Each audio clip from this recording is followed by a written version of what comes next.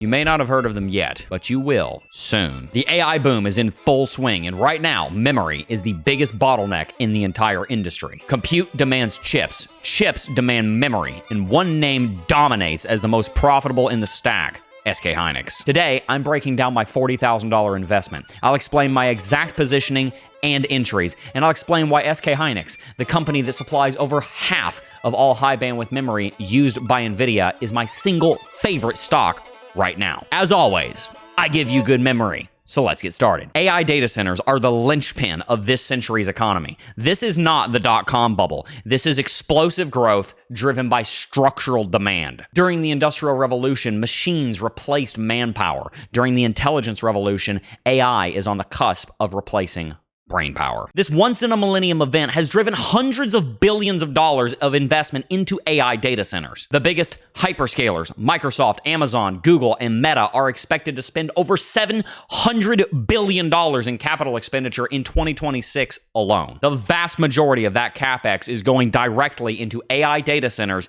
and the chips that power them. But here's what most investors miss.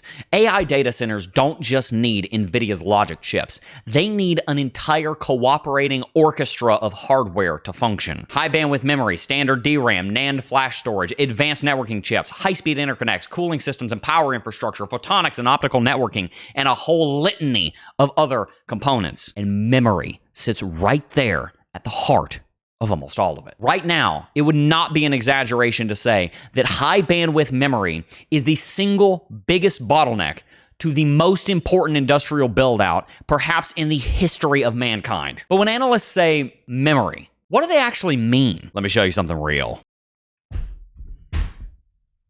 This right here is the computer that I built the CryptoJeb YouTube channel on. By the way, I built this computer with the first $2,000 I ever made online. How cool is that? This right here is DDR4 RAM, the kind you normally find in a regular PC or desktop computer. It's fast, but it's designed for general use. Now, in the same PC, the Nvidia GTX 1070 graphics card has its own high-speed memory called GDDR5, the ancient precursor to modern high-bandwidth memory. That memory sits directly on the GPU, so it can feed the graphics chip data extremely quickly.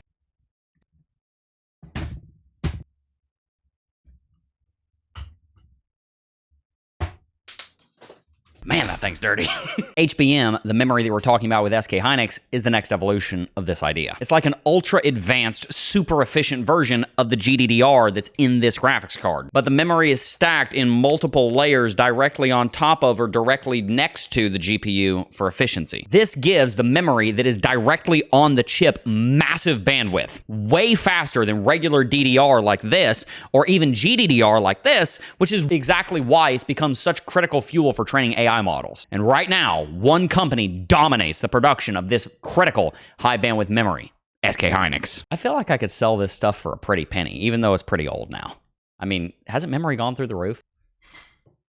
SK Hynix isn't just a leader in AI. They're dominant. So dominant, in fact, that SK Hynix is actively turning down business because their supply is, quote, essentially zero. Other reports have SK Hynix having sold out all of 2026 in legally binding contracts with the revenue not yet received. They've even sold out most of 2027 and 2028 supply. Chips that won't be made for another 2 years are already being sold out. In fact, supply is so much lower than demand that for the first time in history, SK Hynix's customers are offering to finance the creation of entirely new fabs just to create chips for them. This includes ASML's EUV lithography machines, which are used to pattern the circuits on silicon wafers and individually costs hundreds of millions of dollars. ASML, the company, and their machines are worth an entire video on just to themselves, but suffice it to say that ASML's lithography machines have come to be known as the most complicated machines ever built in the history of mankind. And SK Hynix's customers are so desperate for memory that they're offering to finance entirely new fabs, including these machines,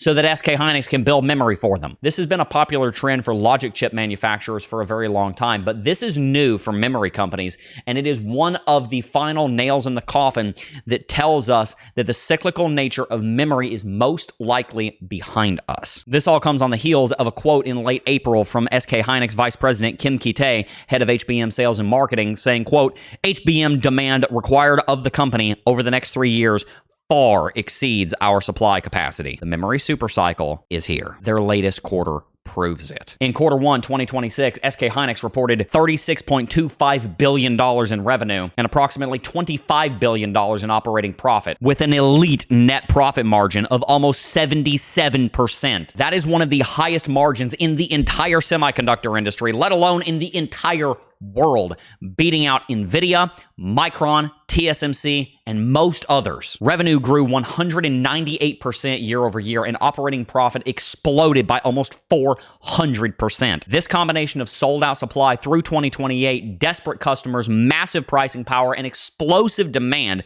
has driven the stock to re-rate higher, making SK Hynix the second largest company in South Korea. Furthermore, depending on the source, high bandwidth memory is slated to grow by between 10 and 15x over the next 10 years, with a continual average growth rate reported between 28 and 40%, making this one of the fastest growing industries in the world.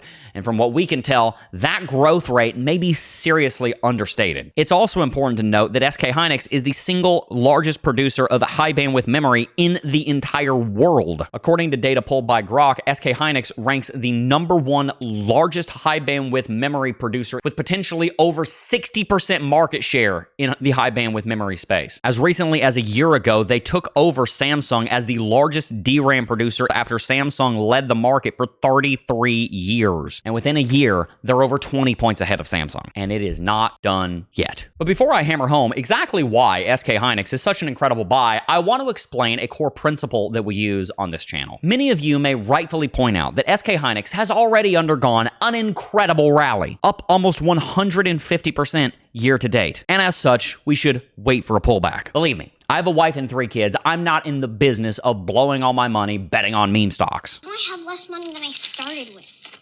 I started with 0. Which is why we follow a very simple formula when picking companies. We buy great companies at attractive prices. We've already addressed why SK Hynix is such a great company, but how can it possibly be at an attractive valuation after such a massive rally? That's because we don't buy charts, we buy companies. As a technical analyst with almost a decade of experience and tens of thousands of hours of charting under my belt, I can tell better than most when a chart is overextended. And the reason that SK Hynix isn't massively overvalued even after this monster run is because of something that we call the forward PE. The PE ratio compares a stock's earnings, its profit, to its market capitalization. It effectively tells you how many years it would take for a company to recreate its market capitalization through its profits. When we take a forward-looking PE, we compare its expected earnings to its current market capitalization, which gives us a forward-looking view of how today's share prices compare to tomorrow's profits. PE ratios are extremely helpful because they help us understand far better than a chart ever could whether a company is overvalued or undervalued. Most semiconductor companies have a forward PE of 15, 20, 30, 50, 100, even over 150x. We tend to stay away from those companies, not because they're not great companies. Many of them are, which is why they got to being so premium, but they're just not at good enough prices for us to consider an investment in. However, SK Hynix is. If you use the financials that we referenced earlier, you will find that SK Hynix currently has a forward PE of 5. Not 15, not 50, just 5. For reference, here's a picture floating around on X right now of every single company in the S&P 500 and their forward PE ratios. You can see Tesla at 188, Palantir at 91, Coinbase at 69, Broadcom at 31, and Nvidia at 24. Over here, you can see Micron trading at a forward 7. Way down here at the bottom, you can see the only 2 companies at 5 or lower, Global Payment and Charter Communication. This places this company, once again, in an elite class of incredible companies that are expected to absolutely explode over the next few years. This is why we are buying SK Hynix through various methods right now, because it's a world-class company at an incredible valuation. And I fully expect SK Hynix's market capitalization, currently sitting around $800 billion, to completely explode over the next few months. And here's why. You see, SK Hynix is suffering from something called the Korean discount. Effectively, people don't invest quite as much money, and you don't expect quite as high of a PE ratio from Korean companies because of their troublesome neighbor to the north, North Korea. And as such, oftentimes South Korean companies demand a slightly lower forward PE, which is part of the reason why it's 5 and not 10. But the other part of the reason why SK Hynix doesn't have a significantly higher forward PE is also because it's actually very difficult to get access to for US-based investors, which means most of that $800 billion investment is coming from institutions and Korean nationals. Not many people in the retail space in America are actually able to buy it right now. As far as I'm aware, there's only 3 real ways that you can buy SK Hynix. So far, I've used 2 of them, and I'm working on the third. The first way is that you can buy the new DRAM ETF, which we're going to talk about in a minute. The second way is you can buy ticker symbol EWY, which tracks the entire South Korean economy. We talked about that in the last video, and we're going to talk about it again here in a minute. And the third way is that you can buy it on Interactive Brokers. But SK Hynix has actually not had their ADR in the United States yet, so you can't just go and buy it in your traditional brokerage account yet. That's about to change because an ADR is coming in the next few months. SK Hynix is actively pursuing a U.S. American Depository Receipt listing with reports indicating a target timeframe of June to July of 2026. This is why I said you haven't heard of SK Hynix yet, because you're going to when it ADRs, because you're probably going to see several $100 billion worth of investment flow into it as soon as that listing happens. And you can, with a great deal of confidence, based on everything we've gone over in this video, expect SK Hynix's stock to massively re-rate to significantly higher forward multiples, probably 15 to 20, if not even 25.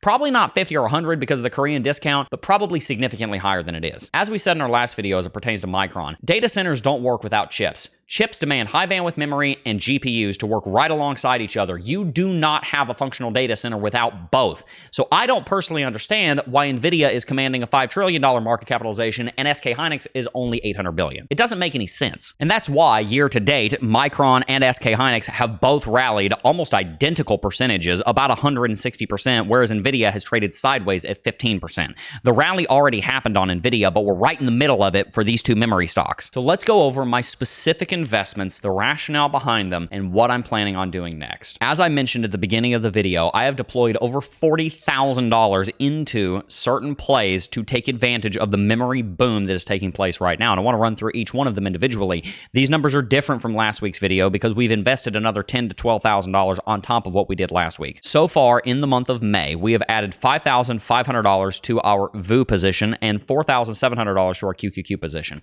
This acts as ballast so that we can have a place to park profits. Moving down to the single stocks, over the last week, we have added $10,000 to MU with an average cost basis of around $630, and this is up about 12% already. We also added $1,000 to SanDisk, Avgo, and Nvidia, which are our plays to take advantage of the AI data center build-out. We also added a $3,000 position to Microsoft. But as I mentioned, none of these investments actually capitalize on SK Hynix. On the other hand, these 2 do. DRAM is the hottest ETF on Wall Street right now, and it just added $1 billion in a day. In fact, DRAM is actually tied right now for the fastest growing ETF in the history of the US stock market, tied with the IBIT launch a couple of years ago. And a big part of the reason that it's grown so fast is because its 2 largest holdings are SK Hynix and Micron Technology. As a result of its major exposure to SK Hynix, over the last week, we have added over $6,000 to the position, and we are going to be adding another $5,000 on Monday. Next, our $2,000 EWY position is unchanged, but it does have major SK Hynix exposure because it is the South Korean ETF. We also have about $1,600 in Soxel. This already ran like 45%, so I trimmed a little bit of profits and rotated it into our base right here in VU and QQQ. This takes our May 2026 investment so far to $35,800, and we have $5,000 sitting in cash ready to deploy into DRAM come Monday morning. So by the time you see this video, that deployment will have already taken place. That brings our total May investment to $40,800. These new deployments have allowed our brokerage account to grow over the last month from $29,000 to a current $78,000. And as you can see here, this has led to a 4% growth of about $3,000 on the day and a total growth of 13.37% of about $4,200. This is actually about $4,000 lower than it should be because we've just rotated some gains and it hasn't actually updated yet. So all in all, I'd say $7,000 in capital gains since our video last week is a pretty great start, and most of that has been driven by our investment in this memory stock thesis. So So if you want to learn more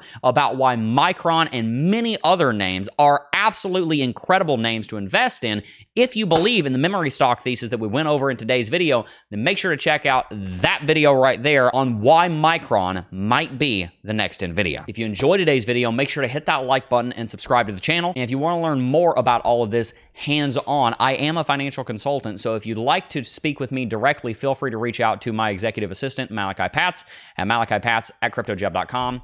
And I'd love to book a call with you. While I'm not going to give you specific investment advice, I would love to help you in any way that I possibly can. Before I go, I do just first want to thank each and every single last one of you for watching, as always, and I will see you guys in the next video. Peace.